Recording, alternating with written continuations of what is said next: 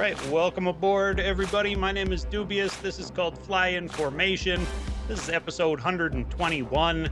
We're wrapping up season 3 and the year 2025.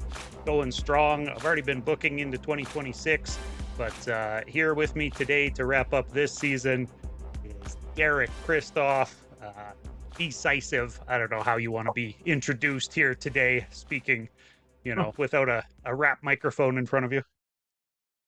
Both are fine. Both are Both, fine. 'Cause both are they're good. both extremely accurate.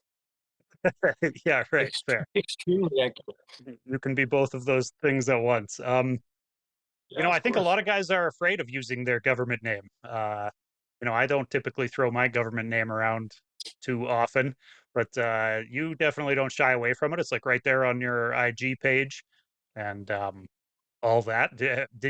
Has that always been the case, or was that a recent development?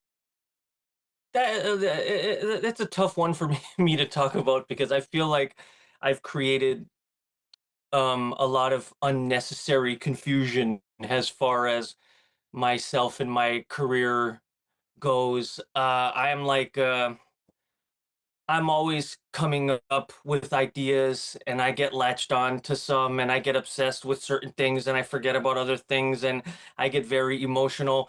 And my name was one that there was a time where it started to really bother me a lot. Um like the origin of my name, I, I came up with it. I think I was 16, 17, so it was like 96, 97. And it was, it's not like it was some cool nickname someone gave to me. It was me flipping through the dictionary, looking for words that started with the letter D.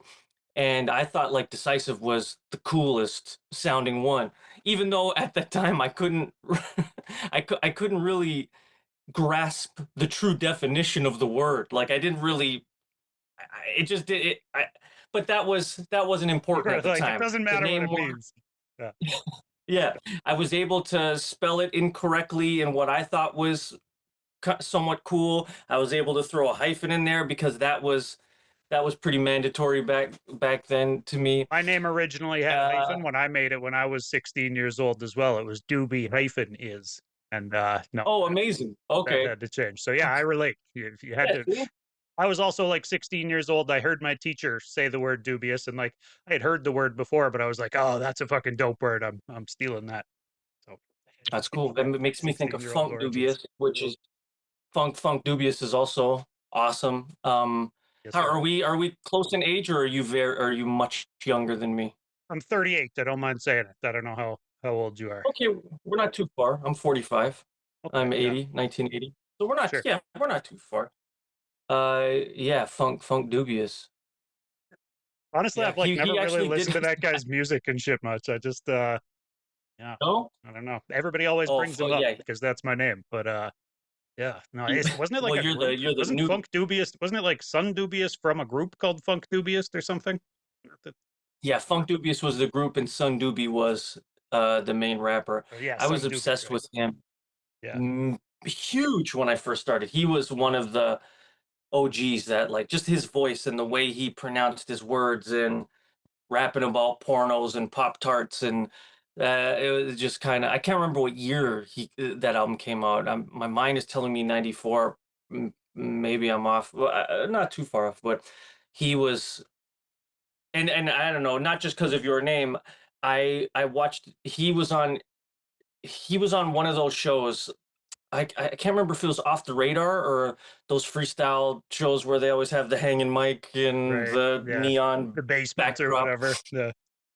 Yeah, he was on one recently. It might have been yesterday or two or 3 days ago, and I remember being excited to see him because I don't think I've seen him in 20 years, and he kind of was puffing from a joint, and like I was like, oh, because he was very animated, a very animated rapper. I don't know why I'm repeating myself so much, but so I was getting amped with him. I was like, okay, this is about to get fucking crazy. And then he starts rapping, and it was, not quite shy Ronnie. Andy Samberg was like, I'm iller than a porno. I'm like, oh, okay, all right, all right. But maybe he hasn't been rapping for I don't know, or he was nervous. Maybe Son Doobie was nervous. It Uh, happens. I don't yeah, know. I This is the mean, most I've talked about Son Doobies in a this is long the most time. anyone has ever talked about that guy, I think. I mean, I think people know his name because Eminem name dropped him at one point or something, right? He saw a porno with him in it. But Made a porno with Son Doobies. Okay, yeah, I so, gotcha. some bar like that. But no, I can't on I mean, I know he's like a West Coast, they make funk based stuff, but beyond that, I don't know much about the dude. I should probably like dig into his catalog at some point. But anyways, back to you though. It is. So He is really good, though. He is really good. I okay. love starting off an interview with championing a rapper from the A '90s. Enough about random me. We've talked enough about me. Now let's talk about Skilo. Next on my list, Ice yeah, one T. by one. I actually do have a list and it says Ice T, but that's it. No, I don't have a list that says Ice T. There's no You got Ice T anything to say list. about Ice T? Ice T's, that guy's a legend. He's been out here doing the damn thing. I He never even was early to the podcast game and shit, right? Ice T. Yeah, he, he's He been is a. I didn't even know he podcasting. had a podcast. Yeah, yeah. I don't know I, if it's still I didn't know going, that. but he did early, anyways. Yeah, can't say I ever I was really never listened to it. never a huge Ice T fan. Never like a couple of songs, but not enough to. Yeah, he was never lyrical enough for me personally, but respect on being There's early no to the Sun gangster rap stage, I Doobies. suppose. But I guess Um, to close the the long-winded let's go answer full to circle the back to question. Decisive. Yeah, yeah. So it goes starts 1996, Webster's Dictionary, Sun Doobie, Pop Tart Porno, Iced Tea, Back to Me. Right. Yeah, the older I got, the more I started to hate the name, and I had been rapping for like 15 years, and people were still pronouncing it D-Sisive, and I couldn't really be angry at that because it kind of does spell that.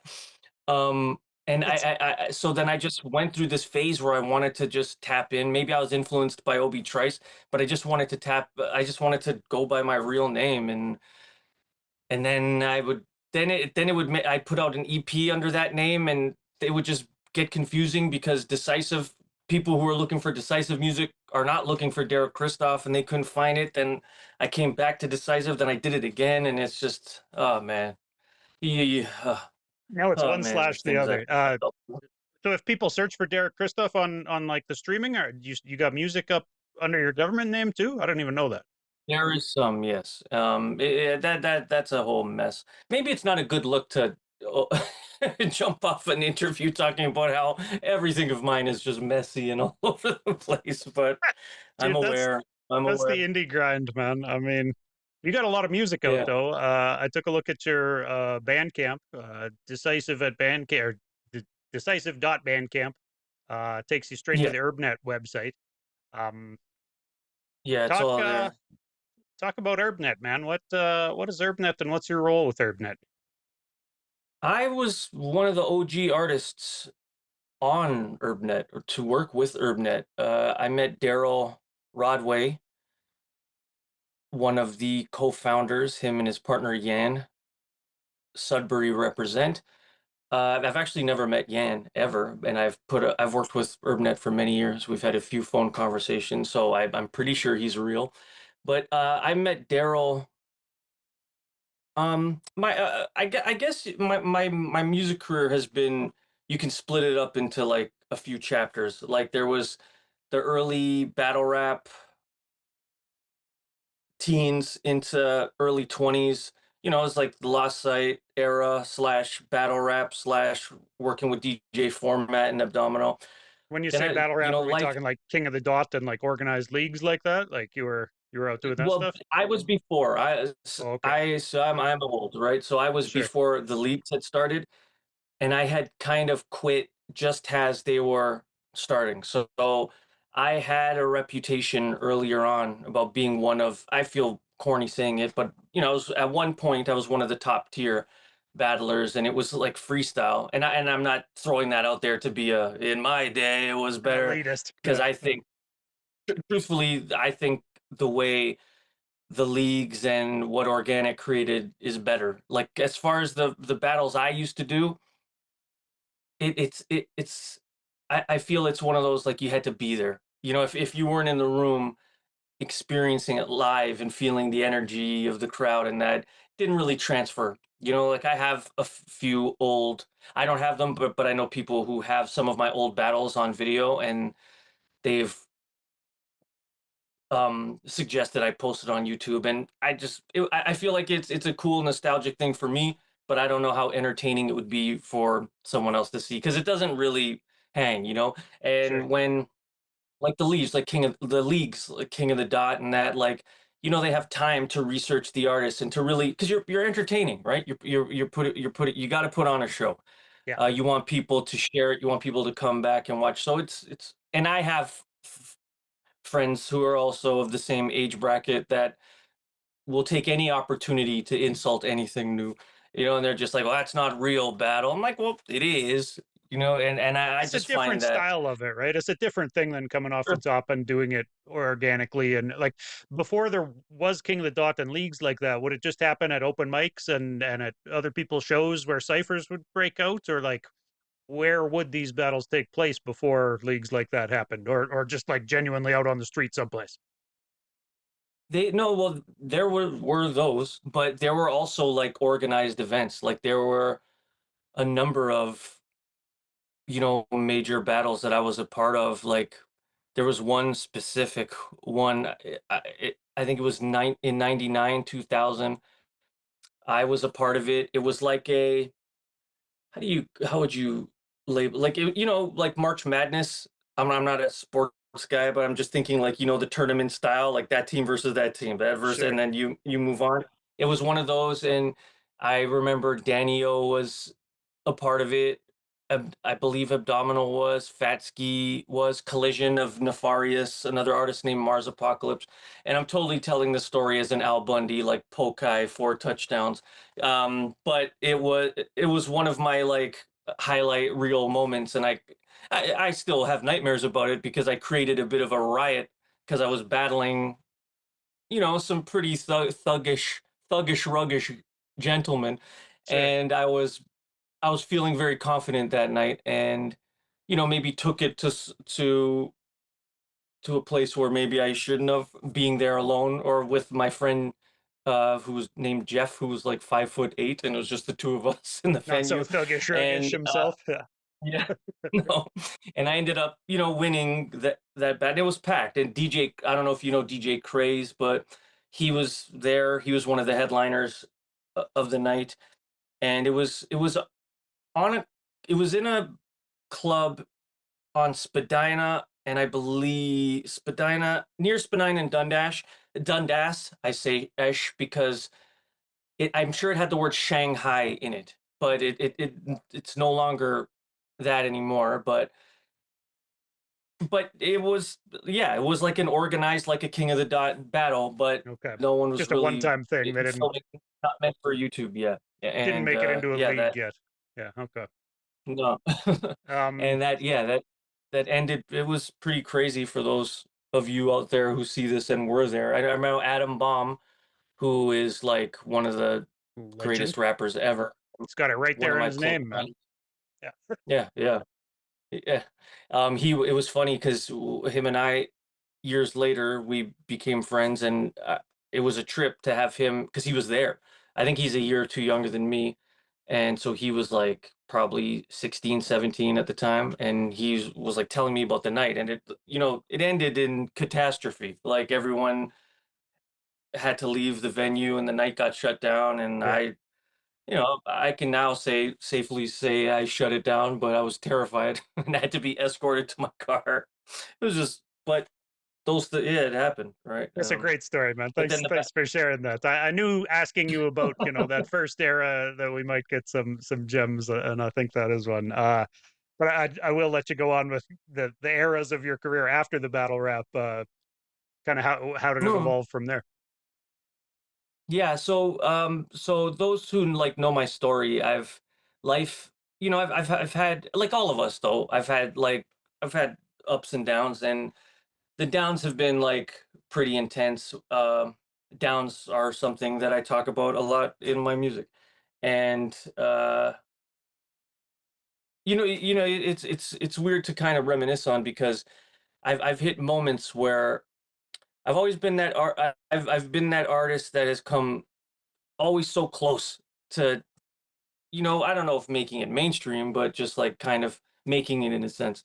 And then something will always happen to pull me back, whether it's my own self-sabotage or, life happening. Like at the time, like I guess the battle rap slash DJ format era chapter, no, it's better chapter, that my father ended up getting really sick, and my dad was an alcoholic, you know, suffered from depression.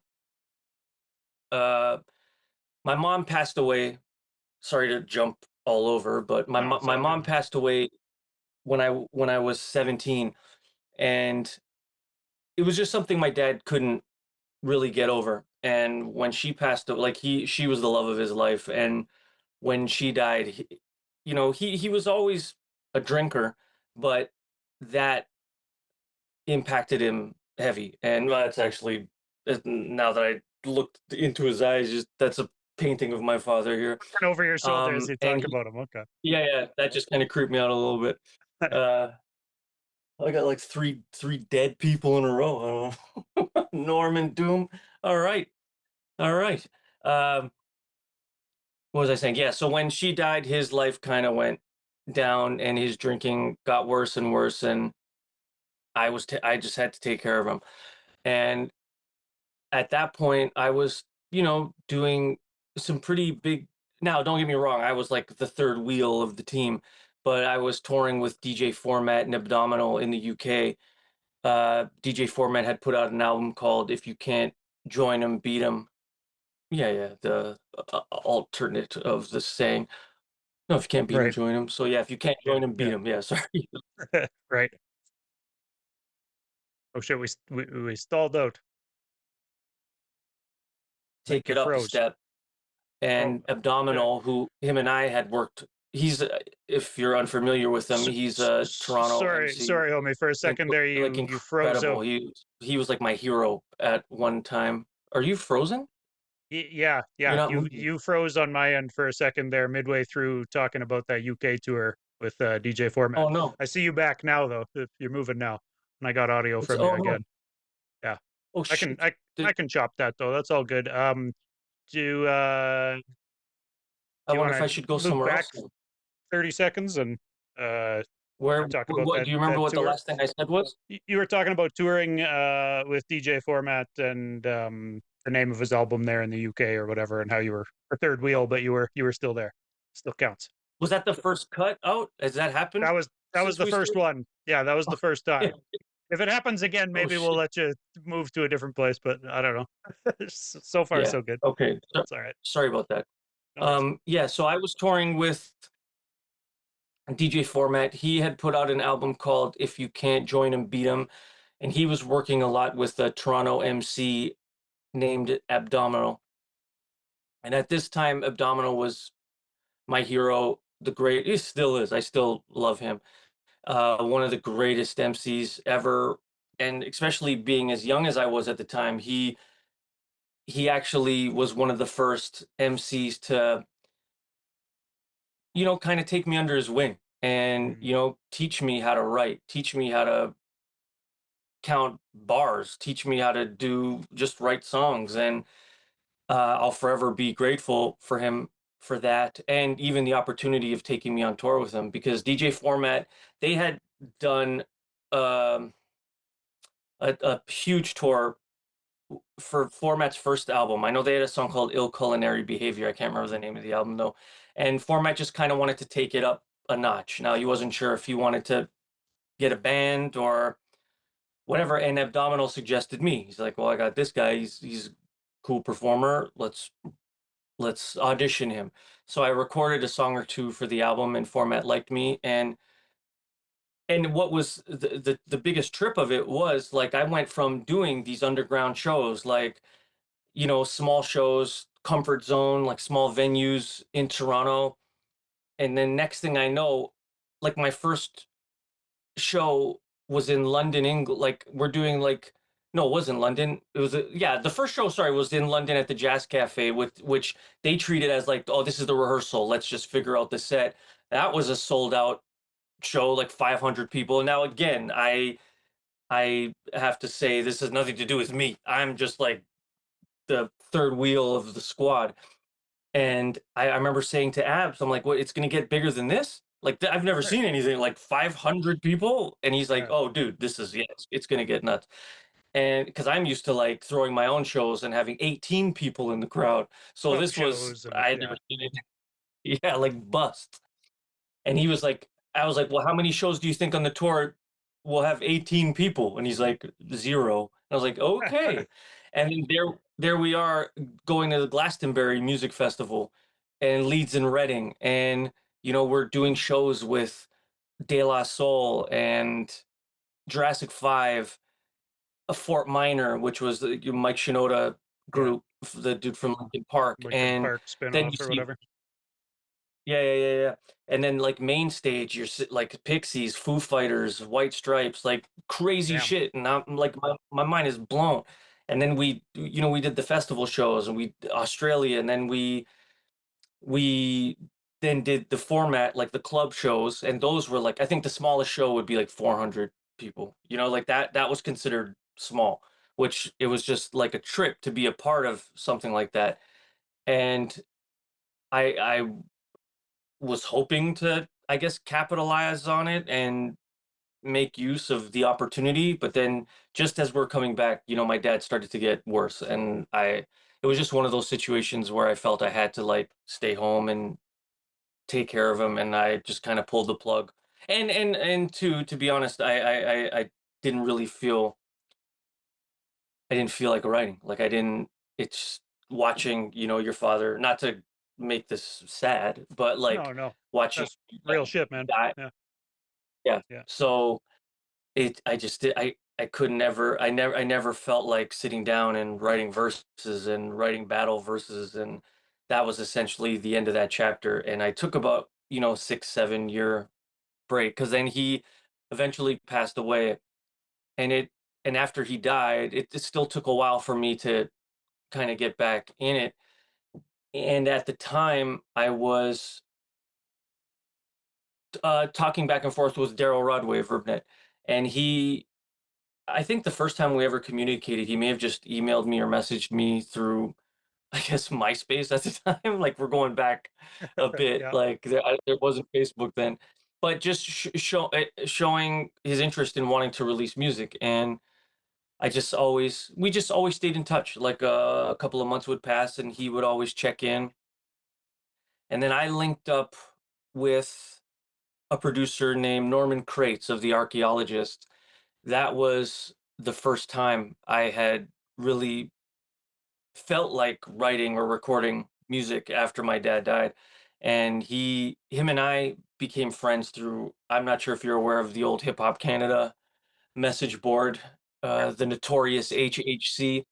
Yeah. And Legendary again. yeah, yeah.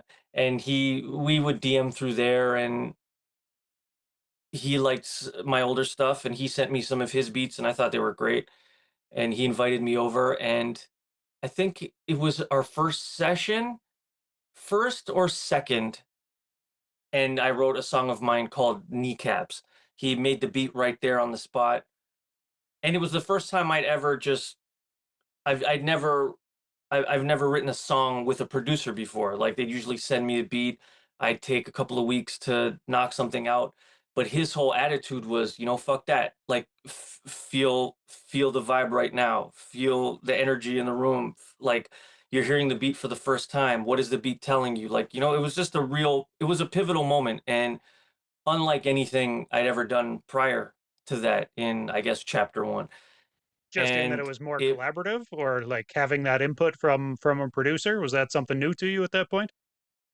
That and being in the moment, like Okay. because before I'd done a lot of work with like DJ Sirius, for example. Like from that first chapter, my most known music are the songs I've done with DJ Sirius, a song called Pop, Childhood's End.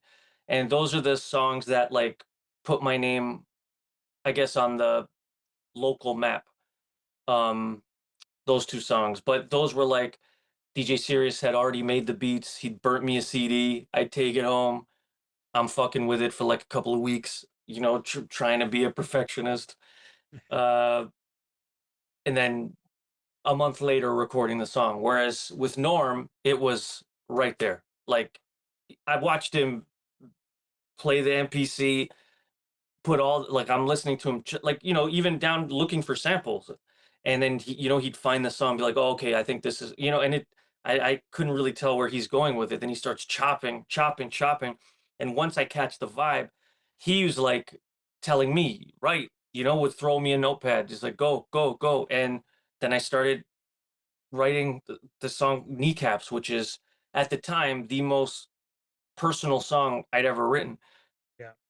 The only personal song I'd ever written, because up to that point it was all just battle rap. I'm this guy of rap, and I'm better than you at rapping, So the and I'd more never written anything introspective personal. side came after your hiatus and coming back to it, eh? Yeah, To bring in some more of that deeper, heavier subject content that at this point I feel like you're known for. Which is strange because you're also known for being like funny in your bars, but yeah, blending well, those that's two always that. elements together is interesting. Yeah, when people first meet me, they're always confused because everyone thinks, well, and I don't blame them, but when you listen to my music, some of it, like Laundry Room, another song that Norm and I made from those sessions, they ended up being on my first record, The Book. Like Say dude's full name so again, because again, you're talking about a guy who's behind you, looking over your shoulder. Norm You're not actually talking about McDonald. Norm Macdonald, but you keep saying Norman. His eyes are like looking right over top of you right now.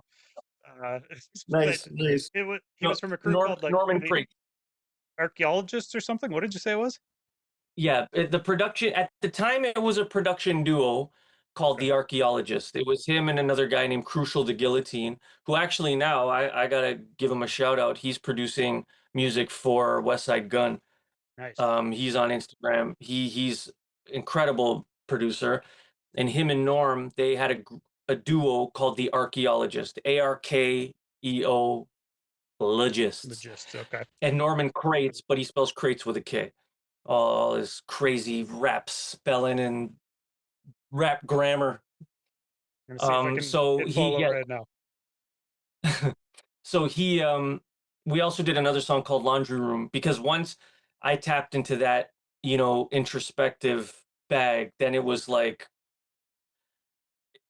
it was something. Well, because even when like my father was sick, I had management at the time, and they were trying to push me to start writing and recording, and advice they'd always give me was like, okay, we understand you're depressed, we understand you're going through what you're going through, but you should be writing about it. And like, one, it's going to make compelling content, and two, it might even help you therapeutically. And I don't know why I always thought it was just absurd, like no, like, because where I was, I thought, like, who cares about a song, listening to a song about my mom, like suffering from cancer? Who cares about a song? Why would someone, in Lethbridge care about my father's alcoholism? So anyways, fast Because there are forward, people with I alcoholic finally fathers in Lethbridge too, bro. That's what it boils that's down it, to. right? But I don't know, I couldn't. And then so I listened to Norm, we made Kneecaps. And I think one thing that was a bit awkward for me, so so we finished the song that day too. Like, it was like we wrote it. I wrote the whole thing right there in front of him. I didn't spend weeks editing. I didn't try to spend more time coming up with alternate lines. What came out of me was what it was. And I recorded it. He had this like 8-track recorder at the time, and he was going nuts. Like, he was just like, dude, this shit is the best shit you've ever made. And I was just, it, I don't know. I don't know what I was thinking, but it was just, this was all so new to me. I didn't know, I want to be corny. I want to make a Hopper reference from Stranger Things, like going into the upside down world. It's Yeah. fresh in me because I'm like the last person. I don't know if you're a Stranger Things fan, but I'm I've just two started episodes through watching. the newest season, so don't ruin it. Okay. Don't, no spoilers for the new No, season. I've just started. I'm in season 2. Like I'm Okay. the last person on planet Earth to so that's why all the references are fresh in my head. But Sure. yeah, I couldn't process the world I had just stepped into. It was just so again, and still thinking, well, one, I don't know how I feel about this song. What is someone who doesn't even know me gonna think of this? Yeah. So I get a copy of the song, and the weekend after, I go see my brother lives in Barrie, Ontario. So I drive up to his place, and I'm like, okay, I want to play you. Like I'm making music. Check this out. So I still remember we're sitting in his driveway. He lived on Cundles Avenue, and we're sitting in his driveway, and I play him the song, and we listen to it, and I'm kind of like giving him glances from the peripheral, like he's not nodding his head, he's not really reacting at all. He's just listening. And I don't know what I wanted him to say, but when the song was done, it was silence. And then I just said to him, I go, what do you think? And he just like didn't look at me, just kind of kept staring at the radio and was just like, well, it's true, and like, and then it was quiet and he goes, play it again. And then Sure. like, I don't, not that I wanted him to say this is the best. I wasn't expecting a reaction like Norm's because my brother had experienced that as well, right? So it probably was the same Hopper from Stranger Things. Sure. Uh yeah, like he's probably feeling the same shit, but I don't know, I was still kind of confused, but I was in the world and it did feel kind of there was something therapeutic about it. So Yeah. then I just kind of dove in and fortunately, unfortunately, gift and the curse, it was those songs that ended up kind of changing my life, like because once those came out, I realized there were a lot of people that wanted to hear, Right. songs like that. It Let just me ask you sucks this. that. Oh, go ahead. Yeah. Mhm. No, It I'm just sucks a saying, lot. I talk a lot. So even if you Sounds want to like it. cut me off, I was just gonna say, do you think before you got introspective, before that shift happened in your writing style, um, was it art before that, or was it a product? Was it because I feel like some guys go into battle rap, looking at it as like I need to be the most technically good with like rhyme schemes and have funny punchlines that really cut deep uh, on the attack or whatever. Um, but it's not really like an expression of self as much as no. like a sport, and so I wonder, like, does it feel more artistic now, being able to incorporate more than just like, "Yo, I'm the best rapper around and you suck" into the lyrics? Yeah, it's like to answer your question like bluntly, no, it was not art. Yeah, Not to devalue what I did before that because I, I'm old now, so I look back and I was just a kid trying to figure myself out. I was a kid who hadn't lived any life experiences. I was trying to find my voice. yeah, I was, you know, I was still a child, and so again, I don't say that to insult the original material, but it does feel weird. Some like I'll run into again, I feel uncomfortable saying this, but like I'll get recognized out on the street or I'll be out with my wife and kids and people ask to take pictures and you'll get the odd person that'll be like, "Oh, dude, Popped is my shit." Like, "Oh man, Lost Sight, that's my shit." And like these are songs that I wrote in like when I was 16 years old, right, 17. I'm like, "Have you heard anything else, guys?" And they're like, "No, so it's just I always find that funny when you find the odd duck like that will give props to that. And I look at this like enormous catalog like once, and that's the thing. And I got to give full credit to Norm. Once he opened that door, it was fucking game over, right? Like I jumped right in, and then everything was for the most part, personal, and like I didn't feel comfortable. It took a while for me to kind of get back into like battle rap bag because like it just I became so I don't know, used to it, or I felt more fulfilled. okay, yeah. Um, yeah, so it Writing the took a minute deeper for me stuff to, was a little bit more fulfilling then. Yeah, okay. yeah, and Um, I have so much to write about. There's just an endless fucking supply of material. My life has been insane. So I think everybody does. It's just a lot of people look at hip hop and want to keep it inside real specific boxes. But like you said about guys coming up to you liking your old stuff, there's different audiences out there that like hip hop. That's a great big huge umbrella at this point. Where some guys just want to listen to something that they can hear in the club or something that sounds cool while you drive down the street or whatever. And then there are Yeah, people who really want to like lock in with headphones and really analyze what you're saying and try to take something away from it. And so, it's probably a bit of a gift to be able to do both lanes and kind of mix both of those lanes together with a little bit of like, funny punchline, battle rappy stuff. Um, they're not yeah. necessarily battle rappy, but just, MC braggadocio stuff, I guess. But then mix that with, more introspection and more uh, yeah, heavy topics and sad stuff from time to time too, man. Was it nerve Well, wracking that's how I trying to found put music out? what Like there was more in that lane? the personal, like the Yeah, urban yeah, material. yeah. Yeah. Because at that point you would have had a Oh, bunch of people who were following you because they, liked your battle rap and stuff, right? So to really switch gears on them like that, you probably had at least a few people in the fan base who were like, "What the fuck is this?" You know? there was. It's hard to say. I'm not saying that there weren't, but just because social media was kind of different. Like, Right. so when I put out the book was like the first EP of like kneecaps and there was another song called Brian Wilson on there.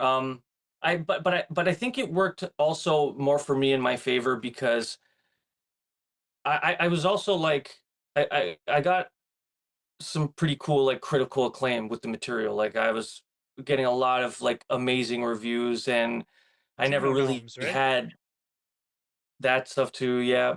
Polaris and yeah, shit like that where the earlier stuff I never really had anyone write about the music, and there was some, but not like when the book came out.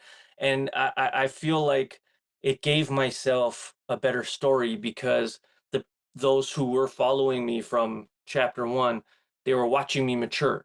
They're Right. watching this kid who was all over the city, every open mic, Planet Mars. I was there, like bugging any and every promoter to put me on. Can I like I was Hold up. Can you explain Planet Mars? You just mentioned it quick and it rings a bell, but I can't tell you what that is.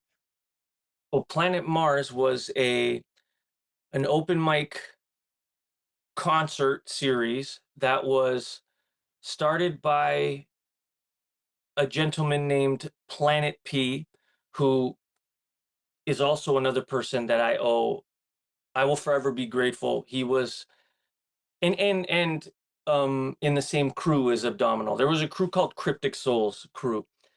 Most notably from their feature on do you remember the group Len? Steal My Yeah. Sunshine? Yeah. I did So an album with there DJ I'm Moose, actually actually. Yeah. Oh, really? Oh, Yeah. okay, dope. I'm actually on that album. The You Can't No, not Steal You Bum Rush, You Can't Stop the Bum Rush. Bum Rush. There's a song called Cryptic Souls Crew. And so they were a crew, and Phil started Planet P, aka Philip Ray. He started this weekly open mic series called Planet Mars. It was originally in the Kensington Market area. I believe the venue was called the South African Center or some. It was a small basement venue, and it eventually moved to a place. I think it was called Neutral. I believe it was. That is, we're talking like 95, 96. Okay. And once I discovered those guys, it was like, oh, hey, can I play too? Can I be a part of this crew too? And after a few weeks of harassment, Phil gave me and I had a group at the time. My name wasn't even. This is another funny story, and it just how I feel like I was destined to be a part of the battle scene, even though it wasn't something I voluntarily wanted to be a part of. My rap name at the time was Malicious, And I was obsessed with like Yeshua the poet or the poed, however you pronounce it, and guys like New York guys like that. I hope he's from New York. So I was obsessed with having a long name. So at the time my rap name was Malicious Da Decisive One, and then that graduated to Da Decisive MC. So when Okay. Phil gave me a slot on one of the Saturday night shows, I'm sure I was credited on the flyer as Malicious, and I think I even misspelled that. Like it was more like Malachus. Like I took one of the eyes out. Like just fucking insane. Just make sure nobody can But pronounce it. Just fuck with them. yeah. So, so I so no, sorry. My name was Malicious because I did this show with I was part of a group back then. Uh and so we did a group performance. There was like 4 or 5 of us, and one of them was Unknown Misery, who also went on and did amazing work with Yeah, he's still DJ around. I Sirius and his own. play his y- music. Yeah, he's fucking great. We went to high school together, and we started rapping together, and yeah, so we did that first show together, and there was a group. Well, I guess I can name the names because we've talked about it recently. Do you follow Shiloh at all? Producer, He's actually, I got him MC. booked to talk next month. What is it, January? I don't know, where the fuck am I writing this? Yeah, I talked to Shiloh January 13th. Amazing. See, we're getting some early promo in. Yep. So he was part of a group, or he might still be. Actually, I take that back. I don't want to The say it Dookie wrong, Bros. but That's his group, isn't it? he Yeah. was. Well, Dookie Bros, yes, they're amazing. He's so good. Like his production is holy shit, and it was rapping too. I don't mean to. He's Yeah. just fucking insane. But he was in a group, or maybe he still is, called the Bomb Shelter Association, and one of the members of that group was an artist named Malicious. So there I am doing my first show ever, and I'm terrified. I remember I used to wear like a headband, like but I had like mushroom cut fucking hair, and I'd push the headband back, like Okay. I All thought right. it looked cool. And I know I vividly remember performing at Planet Mars with my eyes closed, just like holding the mic, like like doing like 32 bar Asian rhyme schemes, meditation with the elevation and the rhyme sedation, and Yeah. like fuck, doesn't make any fucking sense at all. Yeah. But I'm doing it. This is my first show that's not in a school assembly room or a cafeteria or outside in the schoolyard. This is my first real official show. And, I'm sure we all fucking stunk. Everyone's gonna be garbage on their first show. But I was proud, like we fucking did it. And the next morning, I get a call from Phil, Planet P, congratulating me, but then telling me I got a bit of a situation. And I was like, "Whoa, what happened?" Well, there was someone in the crowd named Malicious, and Malicious wants his fucking name, and you can't have it, and Malicious is calling you out to battle. And I was fucking terrified and like upset, like, why can't I have this moment? This is my first show ever, and now I gotta Yeah. That's not the Derek's gotta attention go you to want from your war. first show. Yeah.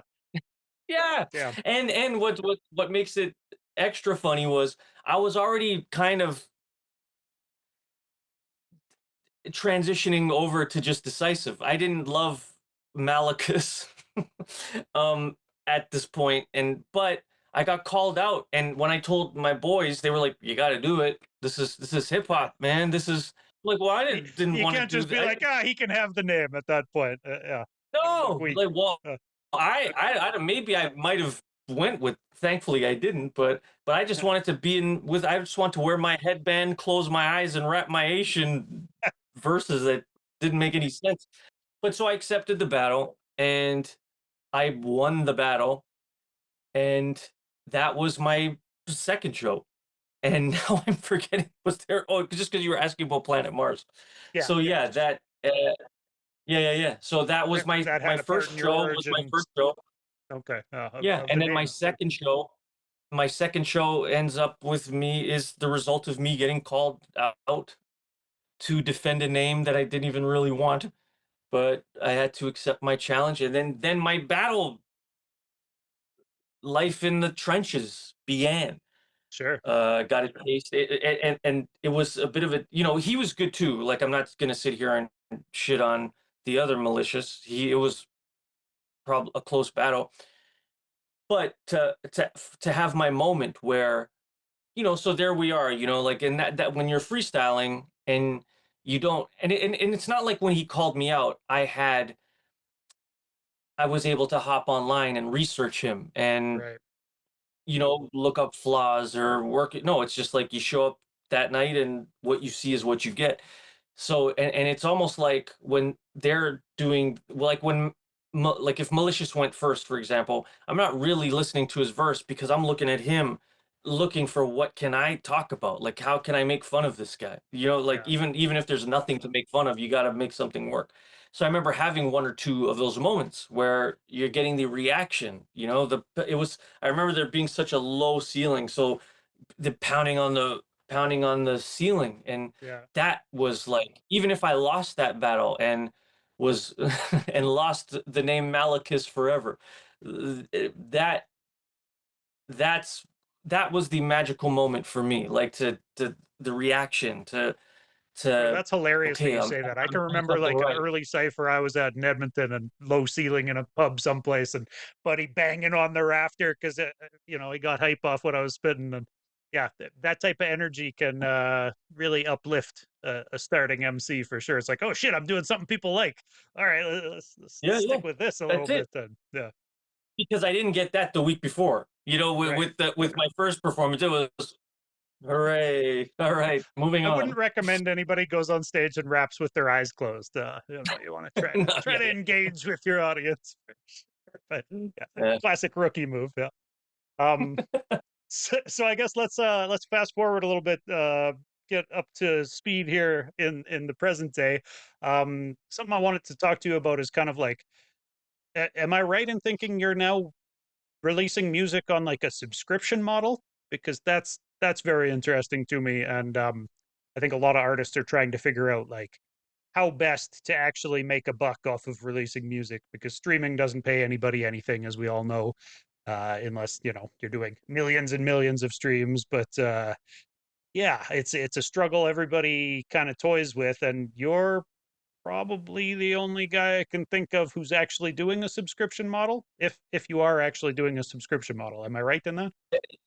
Well, I started it, and it's I'm a tad uh, not embarrassed, but like I'll just say that like the experiment didn't go as smooth as I thought it would, and there was a bit of a bump, but I am coming back to it because there were, and I still plan on fulfilling, the people who have signed up, and you know so with the initial plan, what because I was so excited to get back to music, and Mhm.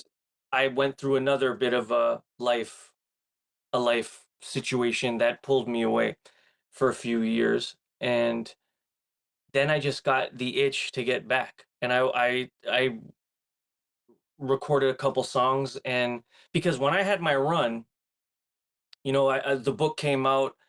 When the book came out, I was working on Let the Children Die. When I handed in Let the Children Die, I started Jonestown, Vaudeville. Like, it was like 13 albums in like 6 years. It was just like a crazy, crazy run, like, and an insane amount of output. And then I hit a wall. Life happened. I had a fucking opiate addiction that kind of put the pause on a lot of shit, and you That'll do know it. Yep. wasn't a good look. And so I had to get my shit straight. And fortunately, I was able to come out on the other side and get my family back, and not even that, expand the family. And Right then on. I just felt like it was time to get back to music. And I Yeah. had this idea that I wanted to put out like an EP, because I thought an EP would be manageable. But because I was always able to write fast. I was always able to come up with concepts and knock them out. Like when we were like, even like albums like This Is Perfect, juice for people who don't like the albums, but like Jonestown 2, for example, like I think Moonshine, who is another person that I feel is important, I mentioned, he's very vital to my music. Uh, Amazing producer, one of my best friends. I think we made Jonestown 2 in like 3 weeks, and we had put out like the artwork and the track list before we had even recorded anything. Like we were that psycho with the way we were like pumping shit out. Now we had like beats and samples ready to go. It's not like I just pulled song titles out of the air, but Sure. it was just wasn't a very conventional approach. So we did that and we did pretty well. And again, like I said earlier, came so close, but then right when we were about to get to the top of the mountain, avalanche brought me right back down and felt like I was starting over again. And it I kind of was slash am, because even like music is different. Like Sure. the sound of music, what people are into is different. Like The marketing's the world wildly changed. different at this point, right? Oh my God, insanely different. And Yeah. just it's like when you hit like a wall and your life pauses, you forget that the rest of the world is moving on while you're just, it's like this thing I heard, I might butcher it, but like when people go to prison, like let's say you do like a 10-year bid, it's like your life stops. Like it's like Hmm. someone like physically presses pause on your life and you are just in this box, Yeah. and the rest of the world is just like, I imagine like a time lapse, everything is, you know and then you come out and it's like, welcome back, buddy, and it's up to you to get caught up with everything. So I kind of fell victim to that in a way that, I got some beats, made some music, and I was like, I got this idea. um we're gonna put out an EP a month, 12 EPs. You can. And then I was doing like live streams uh once a month. And for those who, you could buy the EP when it came out, but if you subscribed ahead, you'd hear it first. You like, I would do a live stream where we'd have listening parties with, Okay. you know the supporters of mine. And things were, it wasn't as smooth, like I'll just like, because you also have life. I have kids, I have 3 kids, I have to work. Like I thought it was going to be a bit more successful than it actually was. Y- eh, but it wasn't, and that was just a reality I had to face. And then I got like 3 EPs deep, and the third one was, well, we were actually doing 2 at a time. Like, this is how fucking crazy we got, because I wanted to do. And again, this is me coming up with something that I should have probably thought out more, but like I wanted to do like a more introspective EP, but also one that's punchlines and shit, like called The Playhouse. And that, from the first one, evolved into something like into its own world by the third one. So technically I put out 6, so, but still I got 3 months in, and some took longer than others. And then I just felt kind of pressured by the deadline too, so some of it I felt like wasn't my best shit. But like, so then the third one though, it's an EP called The Blue Boat, and it's a story that I've had living in my mind since I was, 9, 10 years old, about a superintendent of my building, 620 North Cliff, and he died of cancer. And it's this whole story inspired by a meeting, like one visit that we had when he was on his deathbed, and I was 9, and my parents were essentially going to say goodbye. And I always felt there was something there, because I remember him talking about, if I had to guess, maybe he was like 55, almost 60. And he was talking to my dad about, when I get better, I'm going to go back to Italy. I haven't been to Italy in 40 years. Maria, his name was Tony, and his wife was named Maria.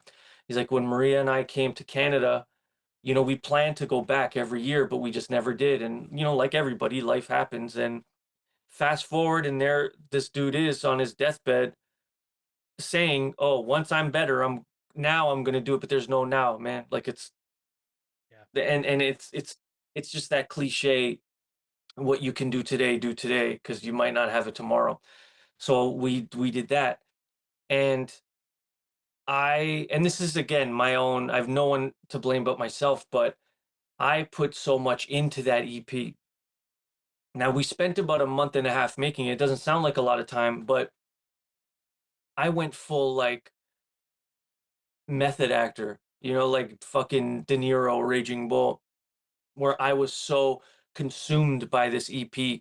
It wasn't fun anymore. Like the first two, me and Moonshine were working again. He's sending me beats. I'm sending him sample ideas. I was started producing a bit, and we were just having fun with it. But this one, because I wanted it to be a masterpiece. Like I didn't want this to just be here's 4 or 5 cool songs. I wanted this one to hit.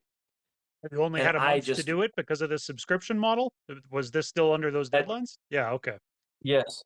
And I had people who were subscribing that would tell me, like, dude, don't worry about it. Just fucking get it done. But I cared more about it than they Right. did, Yeah. They're again, just and that's me getting subscribing into my, to like, help support, right? They're just trying to show some yeah, love more so than like, where's my fucking album? oh, dude. And that's the thing, right? Like, it's so important. If I say anything in this podcast that, like, I feel that should be said, I have the greatest fan base in the world. Like, they are proof that like people are beautiful, people are amazing and understanding. Like it's probably hard being a fan of mine because I'm so all over the place. But when I deliver it, it's gonna be good. I Yeah. hope. I hope. Yeah. But they always understand, like, and when things don't work out, it's not like I've ever been like, oh, I'm gonna fuck these guys over, man. Like I'm gonna like, it's no, because I get so caught up. So getting back to the Blue Boat, I finished this and I was well, it got to a point where like my wife had to like pull me aside because she was like, I'm trying to talk to you. You're not even here. I'm probably spent weeks, and this might sound corny or bizarre, but I was just like 24 hours a day, Tony. Like, where's this story going? Because, certain things I had to embellish a little bit. The basic idea of the story's there, but I gotta stretch it out into a story that's Yeah. more than just me visiting a guy on a hospital bed. So, but like, where does the story go? And I would scrap ideas, and Moonshine would suggest things, and I would then have to take in his ideas and adjust mine, and it just became like insanity, like to the point where that's all I could think of. And there were times where my wife would be talking to me, and it's like I'm just like I'm looking at her, but I'm not. I'm like she was getting pissed Analyzing your off, but lyrics in your mind or writing new oh, stuff dude. or Yeah, like, or would Tony do this? Would this make sense? This, and I would scrap songs, and it was just, it got crazy. And then we finally finished it, and then we release it, and then it's just, nothing. And I thought, like, now looking back, there's a lot that I could have done differently. I should have learned from all of my mistakes over the course of my 25-year career. But it just, like I said, my fucking brain is all over the place. I am a mess in here, and it just like you've put so much into this. And again, I'm not saying this for sympathy. This is for me to have to deal with. But it set me. I was like fucking depressed for like 2 months. Like it just like pulled me right out of the fucking game. just at the lack Like, of and response to it. You were like, I worked so well, hard just on this nothing, thing right? and Yeah, yeah, yeah. yeah. And then you start Yeah. questioning everything you've ever done. And again, I'm not saying this for sympathy. I'm not setting No. myself to Yeah. be this, but it's a reality. I've been I think doing a this lot of for artists can 25 probably years. relate to that, man, because like um it's a hell of a thing to have to navigate this industry by being an obsessive creative who wants to do things like you were just describing and lock in and make this magnum opus of a project that is going to be huge, but you know, to get anybody to listen to it is probably more than half the battle at this point compared to actually making the art. I feel like, right? Like the figuring out how to market the music and get anybody to tap into it is such a challenge for people who aren't don't have the $1 billion push behind them.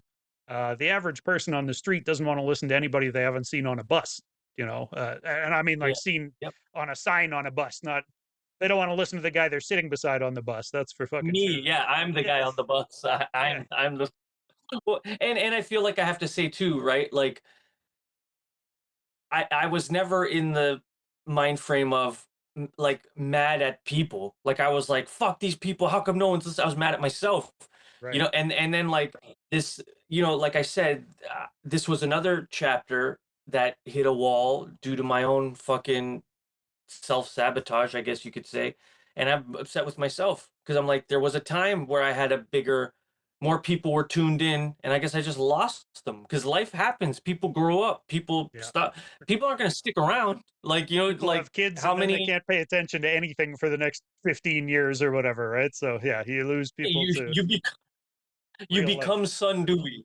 Yeah, There yeah, was a right. time where Son Dewey was my whole life, and then you know Yeah, and then your that's son like, oh becomes my that. god, that just makes me so sad now. Ah. No, I love you, Son Dewey. I don't mean it like that. Oh my god. But yeah, so but I'm Um, coming back to it with more realistic deadlines and yeah, so but I I'm was just going working to on ask, what did some you cool learn? Like, what would you change compared to the rollout? Are you doing things like that now? Thinking about like, okay, if I put another album out, how do I get somebody and make sure that they're going to listen to it? Like, well, there's do you that. think more I'd like about to the spend promotion more side of things now? Yeah.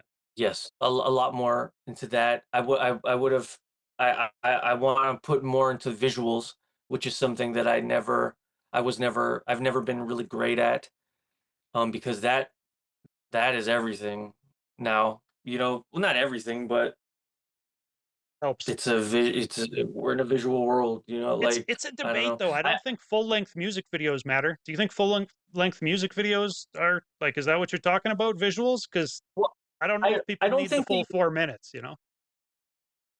well, yeah, but I do think visual is important.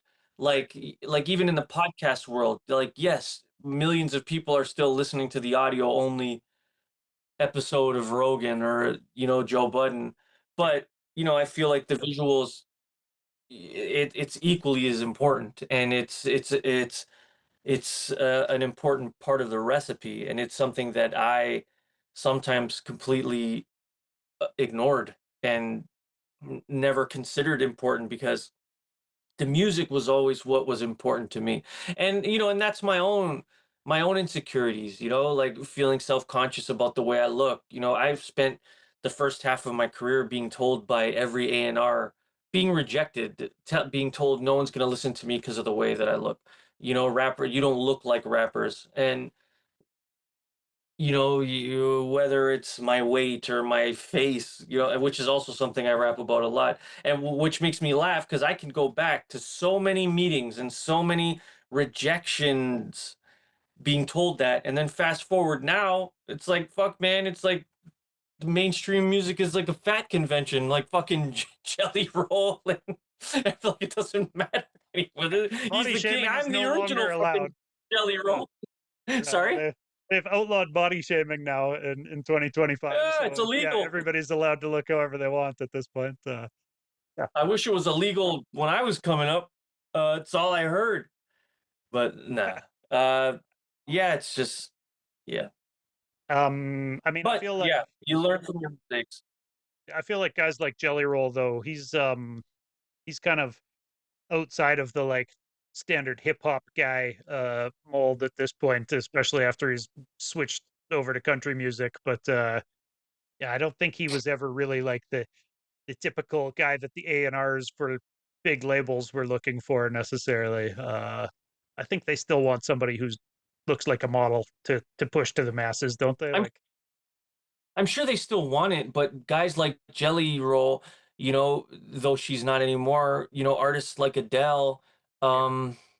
there's an artist, oh, my daughter would kill me if she knew I forgot. There's a UK Well, now we're artist just naming now. obese artists. Maybe Well, we hey, shouldn't sit here and just be like, this guy and that guy, they're hey, all. well, I'm just saying, but well, no, but I do have a point. I'm not just whatever. The point I'm trying to make is I feel that the labels made it a prerequisite that you be a certain look. Right. You know, the boy band invasion, where at the end of the day, music listeners don't care. There was a time when Elton John was knocking out fucking hit after hit. And Yeah. let's look at what that dude looked like fucking in 1974. Nobody cared what Elton John looked like. And I just feel like labels and I don't know, they made it like it point is people if your music is good and it hits people in their soul, it doesn't matter what you look like. Like I Sure. don't know. Or Yeah, maybe I agree with that. If you're making good enough music, you'll find a yeah. niche of people who want to hear that good music. I think maybe the mainstream though, they still want you to, be able to grease up your abs and go out and give the ladies a show or whatever. Like, you know, Yeah, but Jelly Roll's pulling it, like filling up it's fucking stadiums, man. Like, it's true. It's true. Possible. yeah. So it helped. The So abs help. yeah, abs will help. Good music helps too, but I think Yeah. that's like I was saying earlier about how much variety there is in hip hop. There's a fan base that wants, to listen to only the female rappers who look like strippers, and then there's an audience who doesn't want to listen to that at all, and Yeah. still are hip hop heads, right? So, yeah, the umbrella for hip hop is so fucking big at this point that you almost can't make any generalization about anything in it. But yeah, I think for Canadian indie artists, it's more important probably to make quality music than it is necessarily to look like a model. Uh, because yeah, the audiences we're going to find as Canadian indie artists are going to be the hip hop heads who don't really care about what the person they're listening to looks like for the most part, Yeah. I think, right? Um, Yeah. so I guess though But on the you gotta visual find them. end of things, to segue into what we're actually supposed to be talking about here today, we're an hour and plus into this interview, but you sent over a link to me just before this interview, and I got to watch an early trailer for a project that you mentioned you haven't actually announced yet.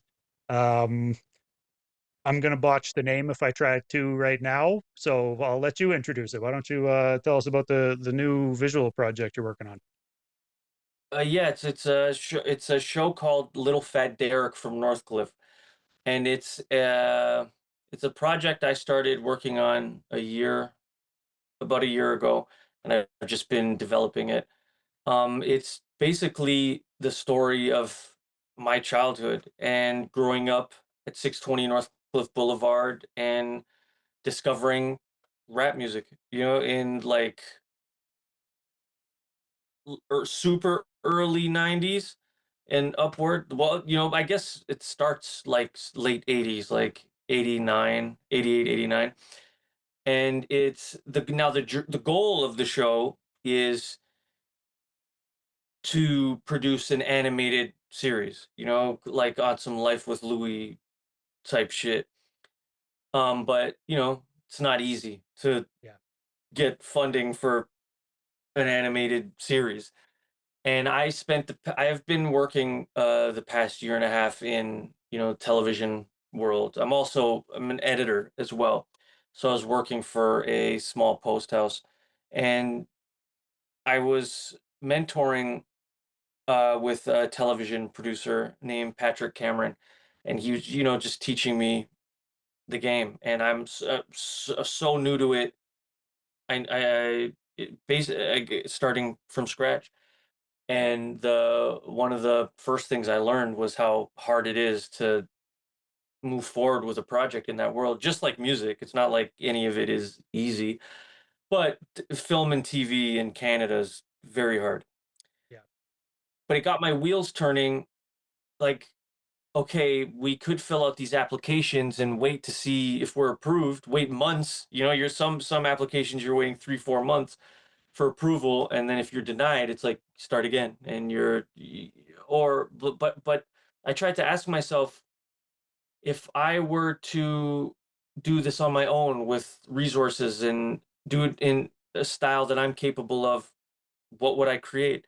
And I kind of came up with this concept, not kind of, I came up with the idea of, paying homage to like old timey radio, like fully sound designed storytelling, Disney fucking book slash record, turn the page, only there's no page.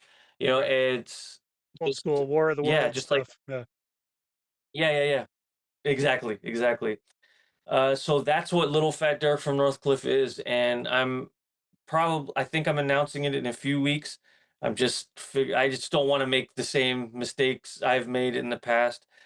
And the part of the rollout of the show is giving the viewers the opportunity to kind of be a part of the development with me.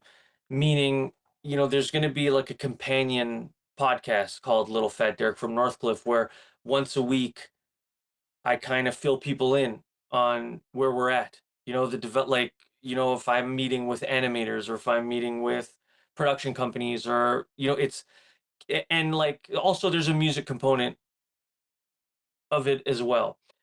So like if like I have a theme song already recorded for it. So that's going to be released when we kind of launch. And I don't want the launch to be super serious, like, because if you like the trailer I sent you, it ends with, episodes will be coming out in December 2025. Like there I was again, kind of doing this, kind of doing the same shit, and Putting the now cart it's in front of the obviously not horse, or whatever the saying is. exactly, Yeah. Yeah. exactly. So I'm trying to do things more realistic, but I also love the idea of, people being a part of it, like people joining joining the ride. I'm inspired by the way, yeah, I don't know if you know, and I know we probably have to wrap this up soon, but I'm a huge like Walt Disney fan. And the story behind Disneyland was so inspiring to me. And he had this fantasy of, creating this theme park, and no one wanted to support it. They thought it was ridiculous. Disney wasn't as popping at the time, and people weren't like stoked to give him money to, which they thought, they were like, it's a carnival. Carnivals are dirty. Who fucking? But he's like, no, you don't get the vision. So he partnered with, I believe the network was ABC, but they wanted television content because they were, competing with NBC and I believe CBS at the time, and they were like Right. third. So they thought Disney would be a solid partner. So we're going to give you money for your crazy amusement park, you're going to make us television content. So what Walt Disney did was, before each show, he would give an update on where Disneyland was.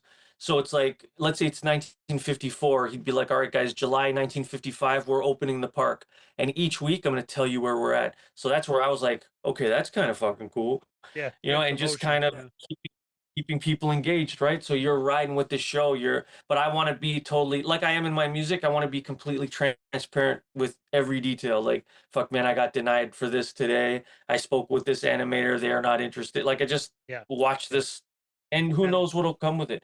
that type of behind the scenes is so important. I think, the reason podcasts for artists have blown up so big is because people want to know a little bit more about the artist. They want to hear how the person talks and hear some stories or whatever, right? They want to feel like they Yeah. know the person a little bit outside of the music, and all that stuff helps. I wanted to ask you though, like, Well, and that said, I want to take this time to give you props. Like, I think what you said is the perfect transition or segue into what I want to say. Like, and I know we're wrapping up a season here tonight. Like, I feel like in a way, you were going to wrap it up last week, but I felt like I strong armed my way that was into exactly how your this world. happened. Yeah. Yeah. I appreciate you reaching out, man. I love it when artists reach out and ask me if if they can get on the show. Oh, Happy to make time and I and love what you're extend doing. this an extra week. Why not? No, but I want to give you flowers. What you're doing is amazing, dude. And this is what'd you say, 121 episodes? Yes, sir. Yeah, This 121 That's tonight. fucking insane, dude. And you're still cooking, bro. And like, Dude, it's been a this kind of wild ride, commitment, man. Like, I getting believe to it. meet everybody and just chop it up with people for an hour plus, and actually like talk with people whose music I respect a lot. Like, as an artist myself, like I'm not too egotistical to say that like I'm soaking up game. I'm here to learn from people who are actually out doing it bigger and better than I have. That's it's been amazing being able to reach out and talk to everybody. Like, somebody told me I'm pretty much 1 degree from everybody in the Canadian industry at this point, and like Yeah, almost we're getting there. But still work to you're do. And probably very close. It's fun, man. You know, there should be somebody doing this, and we can't sit around and wait for CBC to do it, or you know, I think a lot of people would wait for a grant before they start doing this, but I was like, you know what, fuck it, I'm gonna cut on my $90 USB camera and my fucking $90 USB mic, and we're gonna make this thing work Yeah. because somebody should be, you know. The Yeah. scene has too many Well, dope artists. Yeah. it's something that I've wanted to do for years, but like, and I've tried, like I've put out a couple of podcast episodes, Yeah. and again, and I'm sure you've had moments where you've questioned whether or not you wanted to move forward. Like it's all the ups and downs, but you stuck with it, man. And for 121 episodes, like Bro, I that's don't even amazing, think dude. about it Like at this point. I've realized like some of these videos have 14 views on them. Sometimes I'll like look back at the playlist and be like, fuck, I interviewed this guy 6 months ago and it's got 14 views on YouTube. Like it is tough getting anybody to tap in, but like I said, yeah, I'm genuinely having fun doing it. And I feel like these are stories that should be being told, and there should be a market somewhere out there for people who want to hear these stories and these opinions, right? Like, um, so yeah, yeah. it's been a fun ride, but no no point stopping now. I think I want to keep doing this thing into years to come. So already booking for next year.